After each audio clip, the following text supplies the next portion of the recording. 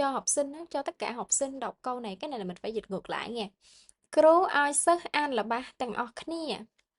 Cái này là mình phải dịch ngược lại. Cru là giáo viên nè, ai là cho, sơ là học sinh, an là đọc, là ba là câu, tầng ọt nè là toàn bộ học sinh á.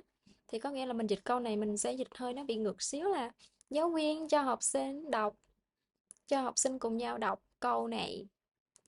Ờ, NP, NP ở đây là khi á, khi nha, cái này là mình dịch là khi, NP là khi, chứ mình không có dịch là ở nữa. Cái này, cái trong hoàn cảnh này mình dịch sẽ là khi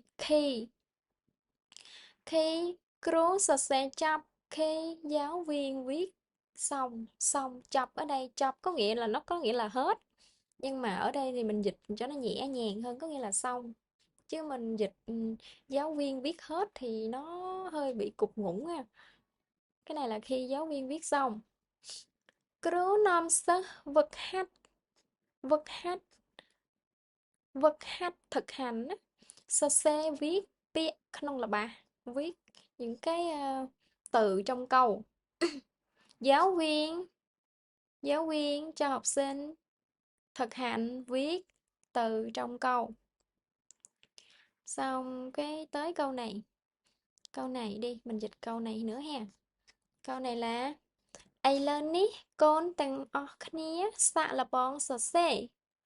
Ai lớn bây giờ cái ai lớn này có nghĩa là bây giờ ai lớn đi bây giờ ai lớn đi bây giờ ai lớn hoặc là ai lớn đi bây giờ con từng ở khía các con thử viết nè xạ là bóng sờ xê có nghĩa là viết xạ là bóng thử nha, thử.